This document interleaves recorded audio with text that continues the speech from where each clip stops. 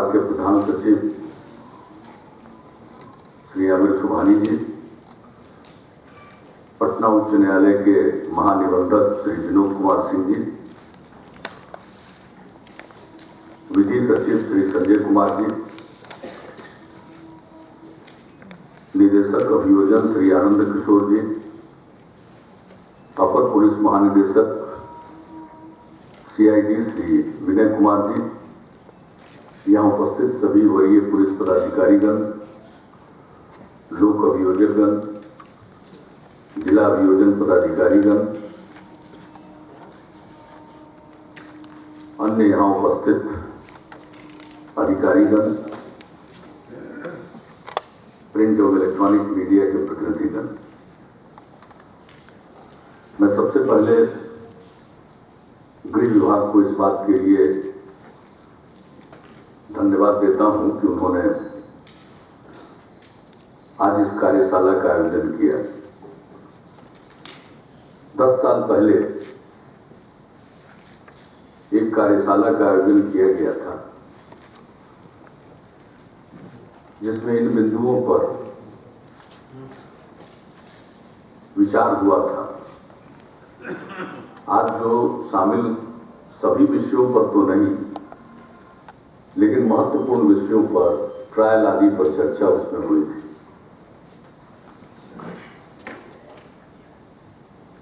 और वो ऐसा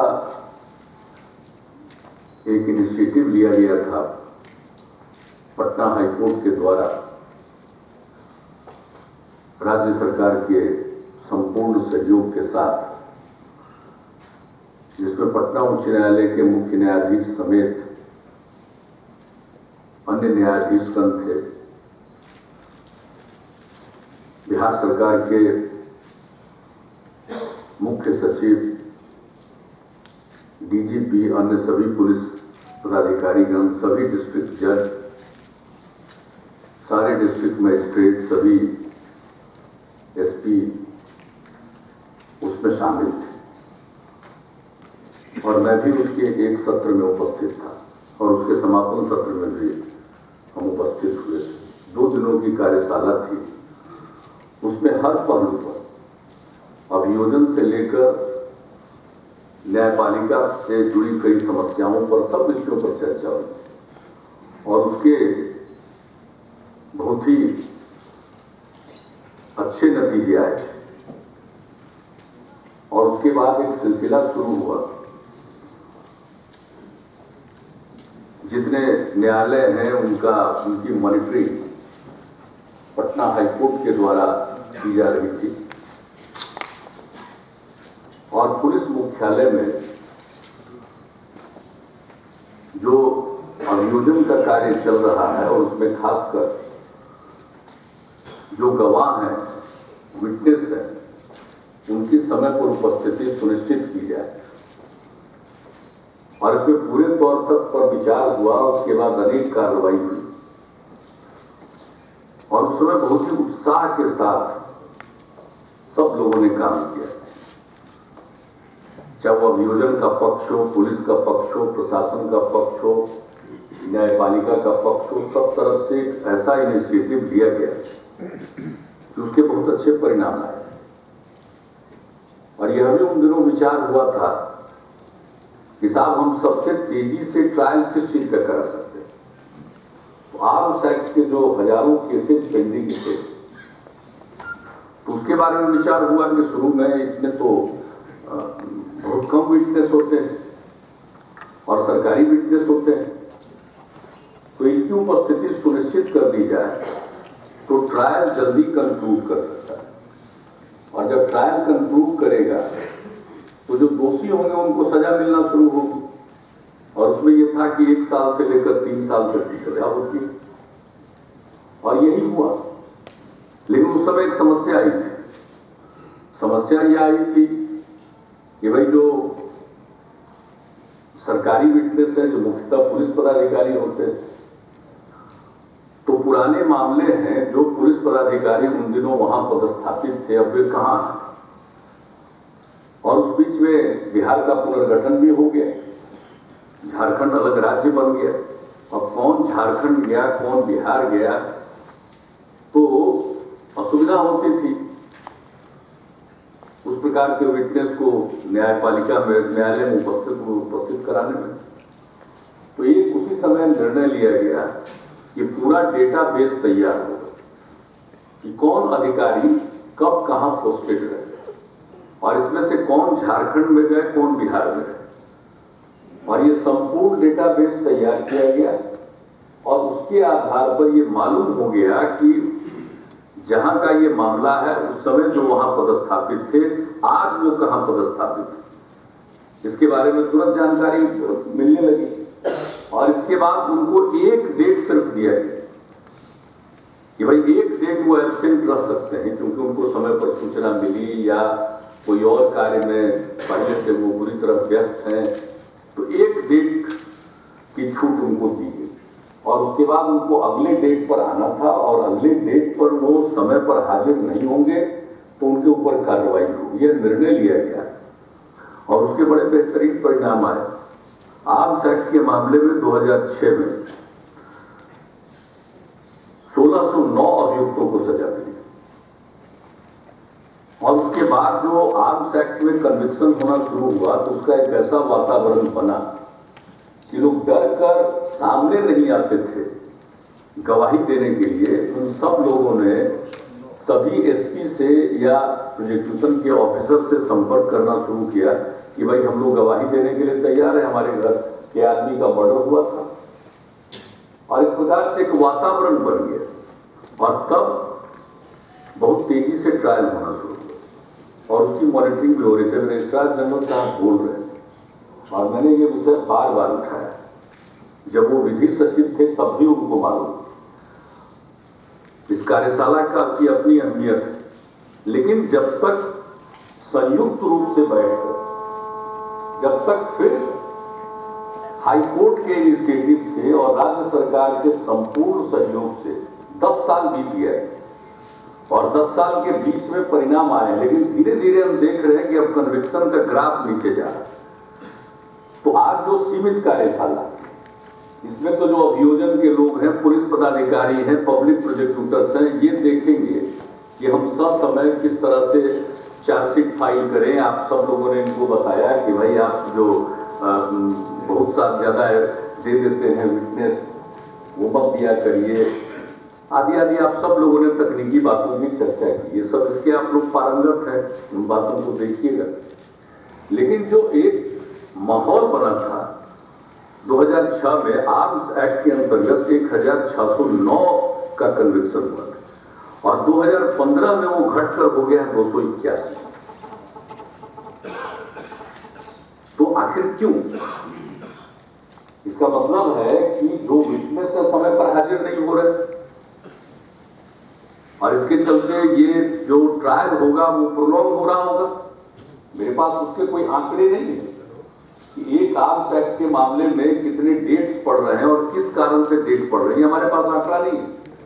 लेकिन एक आम तौर पर इसकी यही समझ हो सकती है कि समय पर विटनेस नहीं आएगा, डेट पड़ गई।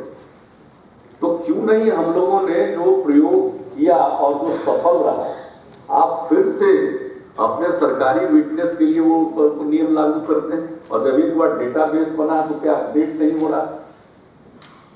जरूर अपडेट हो रहा होगा पुलिस मुख्यालय। और जब भी हम लोग समीक्षा करते हैं इस बात की चर्चा जरूर करते हैं। इस बार में जो समीक्षा हुई है 2 बार पुलिस के फंक्शनिंग की तो और गृह विभाग की, तो उसमें ये बात सामने आई मुख्यालय स्तर से।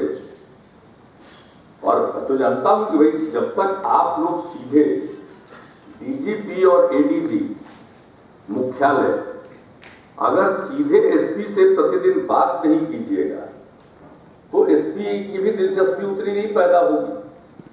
ऐसा नहीं है कि आप लोगों की बातचीत नहीं होती, एसपी से तो बातचीत जरूर होती होगी प्रतिदिन। कम से कम डीजीपी को तो एक दिन में 10-12 एसपी से बात करना ही पड़ता होगा, पुलिस का काम भी इस प्रकार का है। लेकिन आप अगर रूटीन वे में नियम के तौर पर प्रतिदिन शाम में आप ये नियम बता दें कि हमारे 40 एसपी हैं फील्ड में और 4 ही हैं आपके रेलवे की, 44 एसपी से जो फील्ड में है प्रतिदिन बात करें और इसके संबंध में जानकारी ले कि आपके यहाँ क्या प्रोग्रेस चल रहा है। आप देखिए ये कहां पहुंचता है। और दूसरी बात है कि जो गवाह हैं आपके विटनेस है, गवर्नमेंट विटनेस, वो आखिरकार समय पर क्यों नहीं उपस्थित हो रहे? पहले से आपका ऑर्डर निकला हुआ कि आप सिर्फ एक दिन उनको छूट देंगे, उसके बाद उनको समय पर हाजिर होना, कंटिन्यूअस हाजिर होना। और फिर सब पीपी साहब लोग बैठे हुए हैं जो लोग भी केस देखते हैं। अरे आप फिर से वातावरण बनेगा कि आर्म्स एक्ट का शुरू तो करा दीजिए। जिस दिन आर्म्स एक्ट का कन्विक्शन बढ़ेगा, इसमें तो कोई कोर्ट को कुछ भी नहीं कहा जा सकता। आप विटनेस आएगा, दो पक्ष है, उनके भी वकील हैं, तो आप अगर विटनेस को समय पर उपस्थित कर दीजिएगा, सारे एविडेंस आपके सामने हैं, तो फिर ट्रायल तो कंक्लूड करेगा। और जब ट्रायल कंक्लूड करेगा तो सजा मिलना शुरू होगी।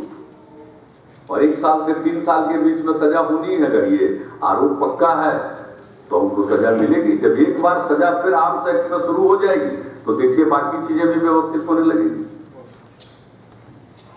आखिरकार मुझे अच्छी तरह याद है, उन दिनों 7 दिन में ट्रायल कंक्लूड हुआ। और आजकल हाईली रिपोर्टेड रेप के मामले में भी देखते हैं कि डेट पर डेट हो रहा। तो आपको क्या हो रहा? समाज पर असर तो इन्हीं बातों का पड़ता है। कानून का राज तो तभी कायम होगा जब सही मायने में कानून के राज को कायम करने की जिम्मेवारी जिनकी है वो सब एकजुट होकर काम करने लगेंगे। आप समय पर ठीक से चार्जशीट फाइल करिए, अगर चार्जशीट के लिए ठीक फाइल करिएगा तो आपका केस कहां टिकेगा? हम लोगों ने देखा बहुत सारे केसेज में लोगों को रिलीफ मिला है चार्जशीट ठीक नहीं फाइल होने का। तो चार्जशीट ठीक से फाइल हो। और हम समझते हैं कि पुलिस के महकमे में इस बात को हमेशा ध्यान में रखा जाता है। और आज भी आप सब लोग तकनीकी तौर पर बता रहे थे कि किस प्रकार से होना चाहिए। चार्जशीट समय पर फाइल हो ताकि और ठीक ढंग से चार्जशीट हो। और इसी को ध्यान में रखकर पुलिस एक्ट में भी प्रोविजन है। और माननीय सुप्रीम कोर्ट इस बात को की सुनवाई कर रहा है, में उसकी सुनवाई हो रही है कि साहब आपको लॉ एंड ऑर्डर और इन्वेस्टिगेशन दोनों को अलग करना। हम लोगों के यहाँ तो कुछ साल पहले से ये काम शुरू किया गया, पटना शहर से शुरू किया गया, अभी बहुत थानों में हो गया है। लेकिन अभी पिछले समय जो समीक्षा हुई मेरे स्तर पर, हमने कहा कि भाई ये एक्ट का प्रावधान है और यह करना इन्वेस्टिगेशन के हित में और पुलिस के परफॉर्मेंस के हित में बेहतर है। इसलिए एक बार निर्णय ले लिया गया कि पूरे बिहार में अब लॉ एंड ऑर्डर और इन्वेस्टिगेशन को अलग किया जाएगा प्रत्येक थाने। अब कई साल से प्रयोग कर रहे हैं, कुछ थानों में हुआ तो डीजीपी साहब ने और सब लोगों ने तो उसको वचन दिया है कि जून से ये हो जाए। अब अप्रैल के अंत में हम लोग हैं, 1 महीना मई बचा हुआ और मुझे पूरा भरोसा, हम तो इंतजार कर रहे हैं जैसे पूरे बिहार में जून महीने से इन्वेस्टिगेशन और लॉ एंड ऑर्डर के लिए अलग अलग लोग होंगे। और हमने उस समय सुझाव दिया था कि आप देखिए लोगों के परफॉर्मेंस क्या था। दोनों काम को अलग करना जरूरी है इन्वेस्टिगेशन, वरना लॉ एंड ऑर्डर की समस्या कहीं आ गई, इस नाम पर आपने उनको वहां भेज दिया तो इन्वेस्टिगेशन का काम रुक गया। इसलिए जो इन्वेस्टिगेशन का काम करे वो इन्वेस्टिगेशन ही से और पूरा तन्मय होकर इन्वेस्टिगेशन का काम पूरा करें। समय पर चार्जशीट फाइल होगा और उसके बाद आप कोर्ट में जो सरकारी एविडेंस है उसको ससमय उनकी उपस्थिति सुनिश्चित करिएगा। तो हम समझते हैं कि ट्रायल में तो गति आई जाएगी, वरना ट्रायल में तो गति नहीं आएगी। किसी न किसी बहाने तो अगर कहीं डेट मिलता है तो भाई अब पब्लिक प्रोसिक्यूटर लोगों को देखना, हमारे अभियोजन पदाधिकारी तो बात देखेंगे भाई आप लोग क्या कीजिएगा पब्लिक प्रोसिक्यूटर। अब आप ही सोच लीजिए, यही बिहार है 10 साल पहले जो शुरू हुआ, आज वो डाइल्यूट हुआ। बहुत स्पष्टता के साथ हम ये बात कर रही है कार्यशाला, अगर इसमें स्पष्ट तौर पर कोई बात न की जाए तो आखिर इंप्रूवमेंट तो आएगा। तो क्या पीपी लोगों को नहीं देखना है अपने जिले में? पब्लिक प्रोसिक्यूटर्स देखेंगे कि नहीं देखेंगे? क्या फिर ट्रायल इतना डिलेड क्यों हो रहा है? आप अपने पहलू पर तो ध्यान दीजिएगा ना। अनावश्यक जो दूसरे तरफ का लोग है वो किस आधार पर डेट ले रहा है। आप अगर समय पर प्रस्तुत नहीं करेंगे, चार्जशीट किस स्तर का फाइल किया है, आपने ही इतना ज्यादा एविडेंस खड़ा कर दिया है कि वो तो लंबा खींचेगा।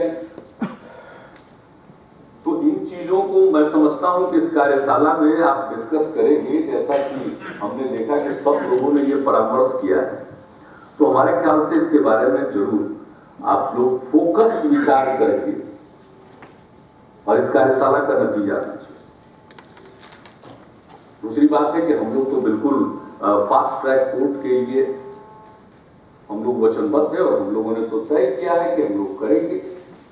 और राज्य सरकार, बीच में केंद्र का भी सहयोग मिलता था, अब वो स्कीम खत्म हो गई, तो राज्य ने अपने खर्चे पर सोचा है कि हम इस बात को करेंगे अधिक से अधिक कोर्ट हो। अब कोर्ट की संख्या भी कम है, कोर्ट कम है, न्यायाधीशों की संख्या कम है, उसके चलते और मामले बढ़ते चले जा रहे हैं, तो वह एक समस्या है। तो उसको दूर करने के लिए हम लोगों के जिम्मे जो संभव उसके उपाय है वो हम लोग करने को तैयार हैं, वो हो। लेकिन जो सबसे बड़ी चीज है इन्वेस्टिगेशन। अब बीच में हम लोगों ने साइंटिफिक इन्वेस्टिगेशन पर बहुत जोर दिया, उसका फायदा भी हुआ। और विधि विज्ञान प्रयोगशाला की तरफ तो किसी का ध्यान ही नहीं था, फॉरेंसिक साइंस लेबोरेटरी पर। उसकी स्थिति को बेहतर बनाया गया, नए लोग उसमें आए, नए इक्विपमेंट लाए गए, हर प्रकार का, वरना वो पेंडिंग रहता था, बहुत ज्यादा मामले पेंडिंग रहते थे एफएसएल में। अब उसमें तो तीव्रता आई है, इसके लिए दूसरी जगहों पर भी इनके सब सेंटर स्थापित किए गए हैं। तो सरकार की तरफ से तो इस मामले में चाहे जो कुछ भी साधन की आवश्यकता हो, हम लोग वो साधन पुलिस महकमे को मुहैया करने के लिए तैयार हैं, ताकि आपकी कैपेसिटी बढ़े, आपकी क्षमता का विकास। लेकिन साथ साथ जो आज के युग में जिस टेक्नोलॉजी का सहारा, और अभी चीफ सेक्रेटरी भी इस बात की चर्चा कर रहे थे, इन दिनों हम देख रहे हैं कि इन्वेस्टिगेशन में थोड़ा बहुत आप एक्सेसिव मोबाइल पर ही डिपेंडेंट हो गए। जब कोई भी हाईली रिपोर्टेड मामला होता है, हम लोग भी जानकारी लेते हैं कि क्या हो रहा है, तो जितने पुलिस अधिकारी हैं तो सब लोग एक ही बात करते हैं, मोबाइल ट्रैक करते। अब मोबाइल का जमाना जब नहीं था तो उसके पहले क्रिमिनल ही पकड़ाता था।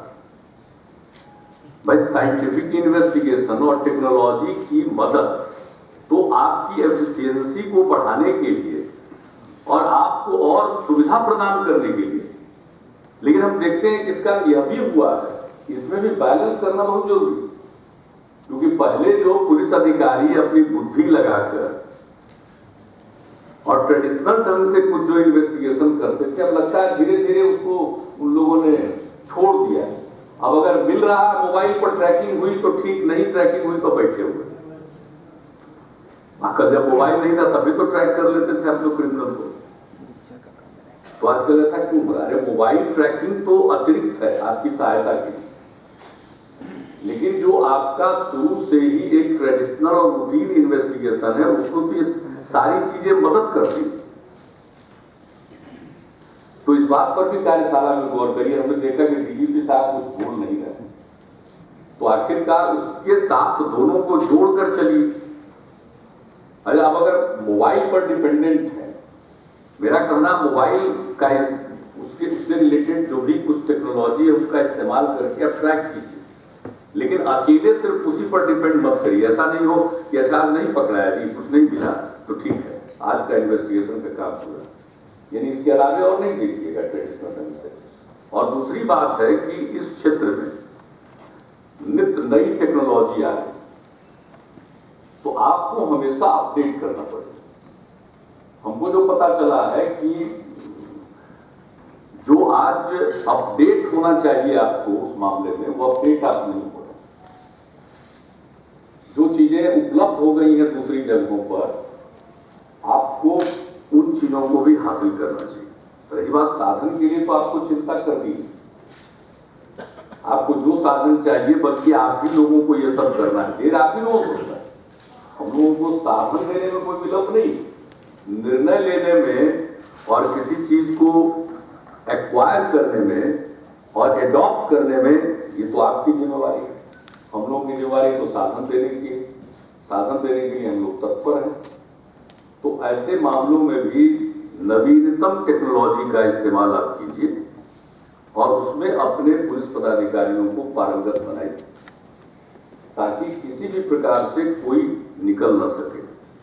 और इस बीच में तो हम लोगों ने काफी कुछ कहा है आपको, सीसीटीवी कैमरा लगाने के लिए, चेकिंग के लिए, वो सब चीजें तो अलग है। आज तो हम लोग कन्फाइंड हैं अभियोजन पर, ट्रायल पर, और बहुत लोगों को सजा मिल जाती है बेल लेकर के आराम से बैठे हुए। तो चार पहलू पर आप लोगों ने विचार करने के लिए कार्यशाला का आयोजन किया है, ये अच्छी बात है।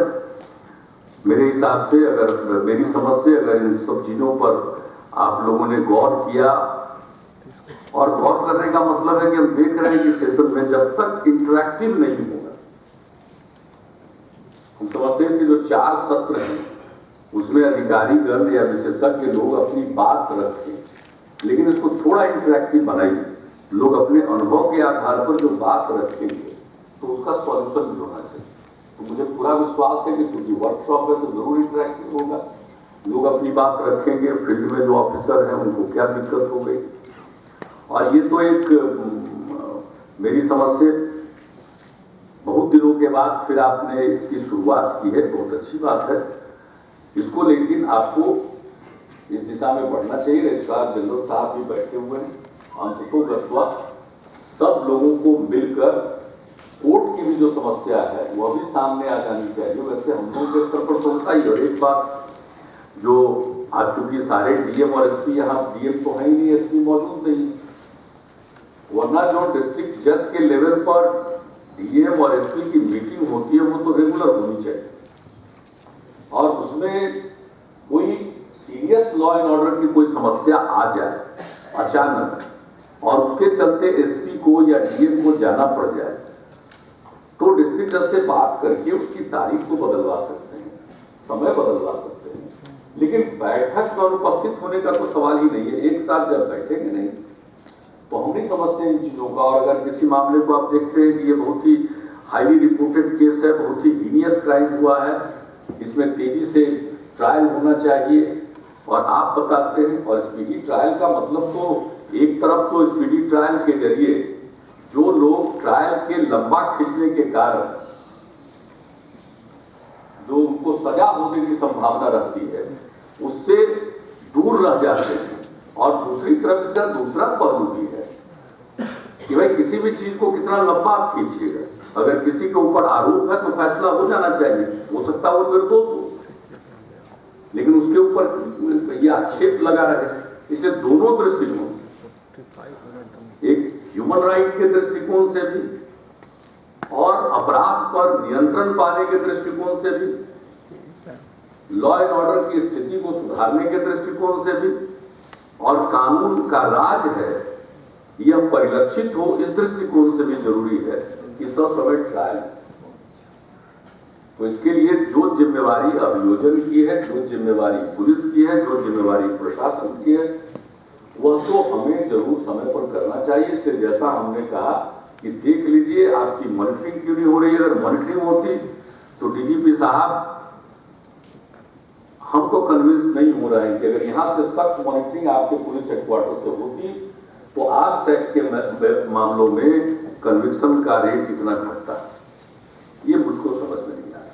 इतना ज्यादा घटा, मान लीजिए थोड़ा बहुत घट सकता था कि हमारे जो प्रोसिक्यूटर लोग हैं उन पर भारी पड़ गए, जो एक्यूज्ड हैं उनके वकील, ताकि वो समय भी ले ले या उनका तर्क बहुत मड़खड़ा हो आदि आदि।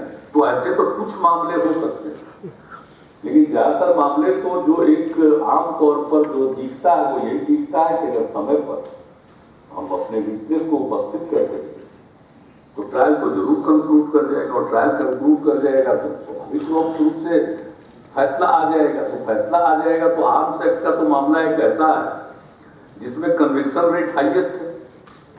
आर्म्स एक्ट का तो मामला ऐसा है जिसमें कन्विक्शन रेट हाईएस्ट। अभी आप पकड़े, बरामद हुआ, एविडेंस है, तो ज्यादातर में तो सजा होती है जो देखा गया है। तो वैसी स्थिति में इस मामले से फिर से आपको गति मिलेगी। हम तो अन्य मामलों की चर्चा कितना करें, लेकिन हम देख रहे हैं आजीवन कारावास में भी कमी आई है, लेकिन फिर भी वो एक अलग विषय है। सबसे बड़ी बात है कि फिर से अगर हम इसको देखें, और दूसरी बात है बेल कैंसिलेशन की बात चली, पहले कुछ साल पहले से शुरू हुआ, ऐसा बेल ले लिए और फिर क्राइम में इन्वॉल्व गए, तो ये देखना तो काम है। और समय पर आप बेल कैंसिलेशन के लिए रजिस्ट्रार जनरल बोल रहे थे कि भाई बेल मिला था एक्सेप्शनल केस में, तो आप सबके बेल पे कैंसिल करने के लिए थोड़ी पिटीशन फाइल कर सकते हैं। जब बेल मिला हुआ है तो बेल की जो शर्तें हैं, स्वाभाविक शर्तें हैं, उसका जब तक कोई उल्लंघन नहीं करेगा तो बेल कैंसिलेशन का पिटीशन कैसे इंटरटेन हो सकता है।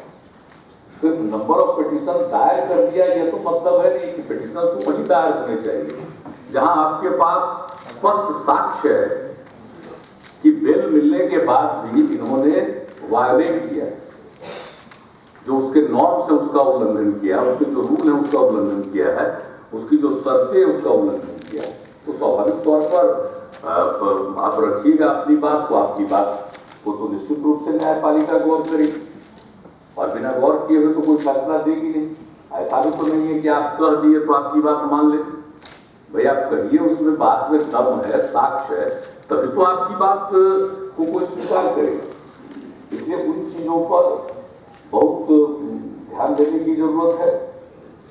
और कहीं किसी को बेल मिला हुआ है, कन्विक्शन का मामला है, तो आप भाई जो अपील के मामले हैं, जो मैं समझता हूं आज आपका विषय भी है, उन अपील के मामलों में भी विशेष दिलचस्पी आपको दिखलानी पड़ेगी, ताकि कहीं अगर अपील में है तो वो मामला कंक्लूड तो करे।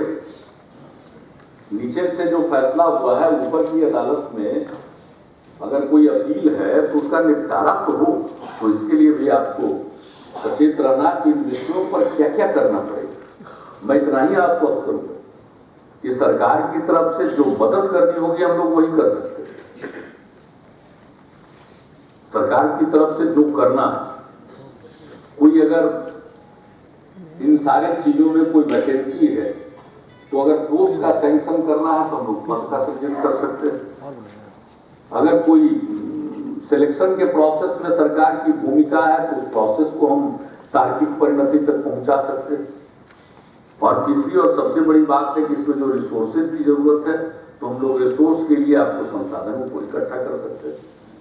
इतना तो हम लोग कर देंगे जो हम लोगों के जिम्मे, लेकिन हम लोगों की भी यही अपेक्षा है कि सब कुछ करने के बाद एक समाज का वातावरण जो कायम है, लोगों को इस बात का एहसास है कि रूल ऑफ लॉ है, वो रूल ऑफ लॉ है।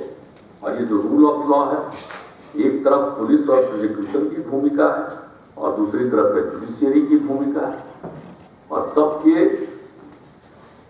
संयुक्त पहल से और प्रयास से मामले ससमय निपटाए जाते हैं, ताकि अपराधियों को इस बात का एहसास रहता है कि अगर अपराध करेंगे तो न सिर्फ पकड़े जाएंगे बल्कि उनको सजा दी। तो ये तो सबसे बड़ी बात है। और जो शुरू हुआ 2006 से, तो कन्विक्शन का रेट बिहार का सर्वाधिक था। मैं समझता हूं कि उस स्थिति को बनाए रखा जा सकता है अगर जो काम किया जा रहा था उसको हम करते रहें, और इसके अलावे जो और भी जरूरतें, उन जरूरतों को समझते हुए हम यथोचित कार्रवाई करें तो निश्चित रूप से इसमें सफलता मिलेगी और लोगों का जो एक कॉन्फिडेंस का लेवल है, विश्वास का स्तर है, वो बना रहे। और अब तो आप जानते हैं कि दायरा और बढ़ गया।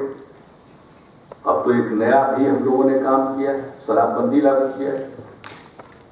बिहार में जो खुशी है, भाई देखिए, कुछ जो आदतन पीने वाले लोग हैं उनको जो तकलीफ है,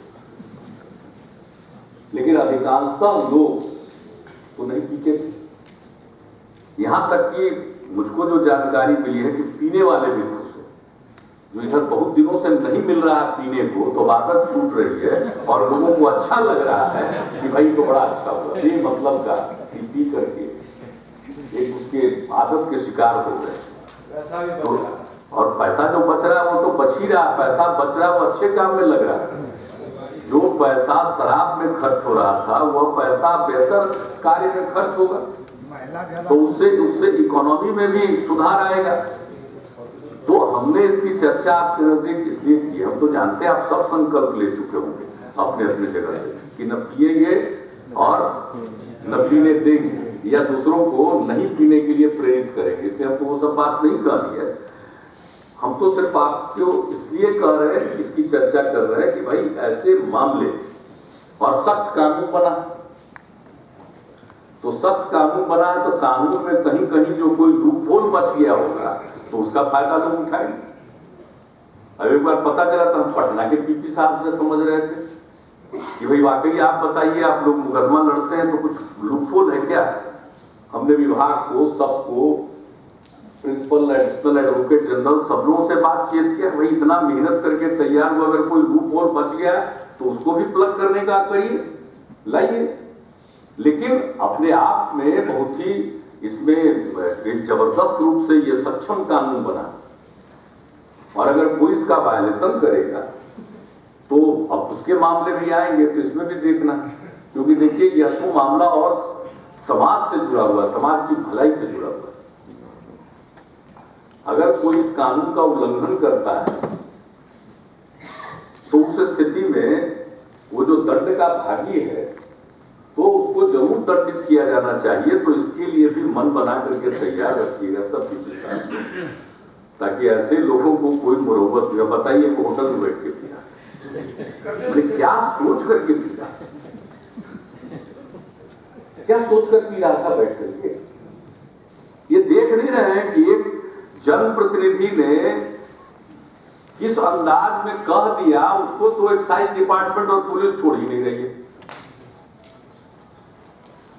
तो कानून तो इस कदर अपना काम कर रहा है, तो ये कैसे सोच रहे हैं कि इस कानून का कोई उल्लंघन करेगा तो बच जाएगा।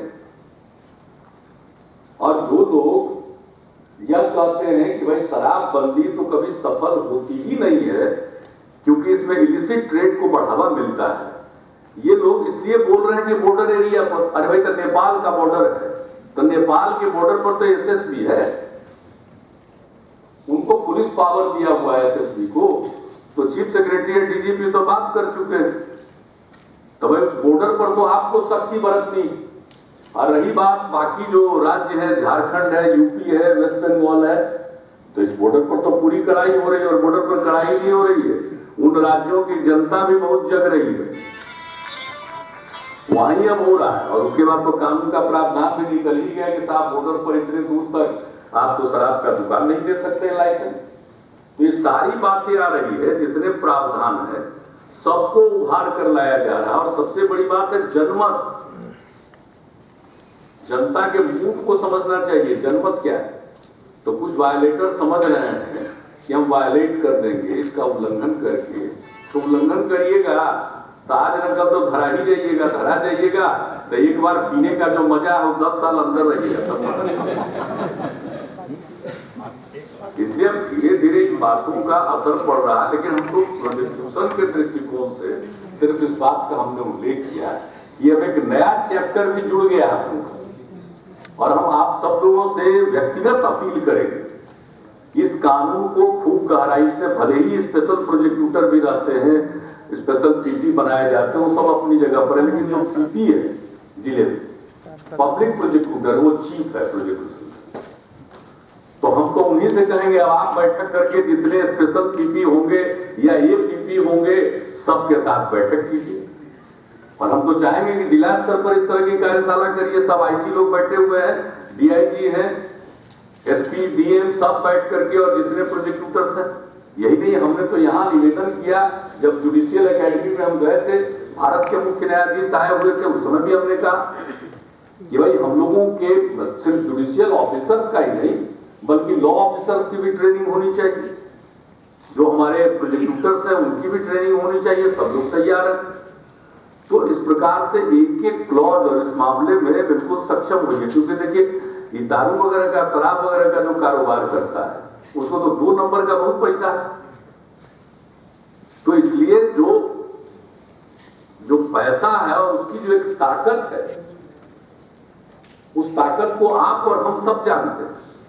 इसलिए हम लोगों को कानून की ताकत को समझना कि तुम्हारे पास 2 पैसा हो सकता है, 2 नंबर का पैसा हो सकता है, लेकिन कानून के सामने तुम्हारी कुछ नहीं चलेगी। कानून के हाथ इतने लंबे हैं कि वो आपकी गर्दन तक भी पहुंचने में कामयाब होगी। तो ये बात है, इसलिए सब पीपी लोगों से मैं ये अपील करेंगे कि इस कानून के भी जो दायरे हैं इसको समझते हुए इस पर भी गौर करिएगा, क्योंकि आज सर्वाधिक चर्चा है जनता के बीच में, पूरे बिहार में अगर किसी एक बात की है तो शराबबंदी को लेकर है। और शराबबंदी का इतना व्यापक प्रभाव पड़ा है कि समाज में शांति है। सब पुलिस अफसर है, पहले कितना देखते रहना पड़ता था नजर। अगर कोई शादी में बारात जा रही है, सब बारात जा रहा तो 100 मीटर से दरवाजा लगना है, वो 100 मीटर में घंटा 1.5 घंटा लगा देता। तो क्या कारण था? उतना कोई नाच सकता है जी बिना लिए? लेने की कोई लाइट नहीं बची है तो नाच गया, बंद हो गया। तो बड़ा आसानी से, बहुत सहजता से दरवाजा लग जा रहा है, समय पर हो रहा है। देहात में जाइए तो बिल्कुल शाम में हर जगह, वरना शाम में कोलाहल, हल्ला, हंगामा, तू मैं, बाहर नहीं तो घर के अंदर महिलाओं को शिकार होना पड़ता था। अब तो तरह तरह की कहानियां सामने आ रही, तो इसका एक व्यापक असर पड़ा है। तो हम आग्रह करेंगे कि आखिरकार कानून तो जनता के लिए है और जनता की सेवा के लिए, ये सब कुछ तो उसी के लिए है, लोगों के लिए ही है और आपकी एक विशिष्ट जिम्मेवारी है। इसलिए हम कहेंगे कि इस पहलू को भी समझते हुए इससे संबंधित मामलों को भी आप बिल्कुल ध्यान दीजिएगा। एक मामला भी स्लिप न करें। इस मामले में तो एक मामला भी स्लिप नहीं करना चाहिए। तो इसका जो इम्पैक्ट पड़ा है, इतना बड़ा इम्पैक्ट पड़ा है कि आज दूसरे राज्यों में इसकी चर्चा हो रही और लोग एकदम बिल्कुल हर जगह मांग कर रहे हैं। तो वो दिन दूर थोड़ी है, बिहार में शुरू हुआ है। सब लोगों के सम्मिलित प्रयास से आज की तारीख में बहुत ही कारगर है, बहुत इफेक्टिव है। और डीजीपी साहब ने तो एक और ऑर्डर निकाल दिया परमानेंट कि जिस थाना में अगर ये ढिलाई बरती जाएगी और पता चला कि शराब का अवैध धंधा हुआ, गड़बड़ सड़बड़ हुआ, तो थानेदार साहब को 10 साल तक थाना में पोस्टिंगें दे दी। तो और कड़ा निर्णय लिया है पुलिस मुख्यालय ने और डीजीपी का परमानेंट ऑर्डर में निकल गया है। तो एक एक मामले पर, एक एक पहलू पर लोग सचेत हैं। तो उसका जो पक्ष है, उसके साथ भी जुड़ा हुआ जो अभियोजन का पक्ष है, उसमें आप अगर सचेत रहिएगा तो मुझे पूरा विश्वास है कि ये पूरे तौर पर सब दिन के लिए कामयाब रहेगा। और मैं समझता हूं कि धीरे धीरे ये बात आगे फैलेगी और हर बार लोग ये मानकर शराब बंद नहीं करते हैं। हम भी शुरू में, हमको भी लगता था कि भाई लागू करेंगे तो लागू होगा नहीं, तो ये द्वंद्व से वर्षों गुजरे, लेकिन हम लगा कि नहीं अब लागू करना, और लागू इतना ठीक ढंग से हो रहा है। और आप लोग सचेत रहिएगा कि बिल्कुल कामयाब होगा। और ये जब कामयाब होगा तो तर्क फेल कर जाएगा। खास करके कुछ अंग्रेजी वाले जो है ना, हिंदी वाले तो नहीं उतना लिख रहे, अंग्रेजी वाला अभी भी कुछ लिख देता है। कहेगा कि तो इलिसिट ट्रेड को बढ़ावा देगा, बुटलेगिंग को बढ़ावा देगा, तो कुछ ट्रेजेडी होगी, तो वही काहे होगा, तो बॉर्डर एरिया से आएगा। तो हम कहेंगे बिहार में है, दूसरे जगह भी लागू हो जाएगा, तो कहां से आएगा, आएगा कहां से? और आप क्या समझ रहे हैं, नेपाल के लोगों को भी अच्छा लग रहा है कि शराबबंदी लगी और लोग तो जा रहे हैं कवर करने के लिए। और पूरे तौर पर मैं समझता हूं कि एक जो वातावरण बना है, तो हर जगह इसका सकारात्मक प्रभाव पड़ा। सिर्फ आप लोग उसके कानूनी पहलू का, इसका भी बड़ा भारी असर है। गांव-गांव में चर्चा करता है कि पीला तो जैवा 10 साल कि पियोगे तो गए, तो ये कोई मामूली बात नहीं। तो ऐसा कोई नौबत आवे तो साबित नहीं करवा, ठीक से बहस करिएगा और पुलिस वाले चार्जशीट ठीक से करेंगे तो जो कानून है उसके प्रावधान के मुताबिक लोगों को दंड मिलेगा। बात बैठे ही इसलिए तो ये आपके एजेंडा में नहीं था, लेकिन हम ये शराब वाला पहलू जोड़ दिए हैं कि आपका दायरा थोड़ा बढ़ गया है। और सबसे लेटेस्ट यही है लोग और इसमें भी करते हैं कि हम लोग पूरी तरह से काम करेंगे। बहुत बहुत धन्यवाद। इसी के बाद हम बाध्यवास को अस्थि कर दिए तब काय के लिए बोले। बहुत धन्यवाद।